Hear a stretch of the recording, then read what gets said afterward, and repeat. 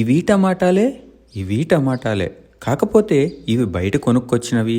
మరి ఇవి 2-3 నెలలుగా రోజు నీళ్లు పోస్తూ, వారానికోసారి ఎరువు వేస్తూ, పూత కోసం, పిందె కోసం, కాయ కోసం ఎదురు చూస్తే వచ్చిన కాయలు. అందుకేనేమో బయట కాయలు కట్ చేసేటప్పుడు కండ ఎక్కువగా పోయినా ఏమీ అనిపించదు. ఒక్కోసారి వేడి నీళ్ళల్లో వేసి తోలు కూడా తీసేస్తూ ఉంటాను. కానీ ఇంట్లో కాసిన కాయలను చాలా జాగ్రత్తగా ఏమాత్రం వృధా కానివ్వకుండా వాడతాను.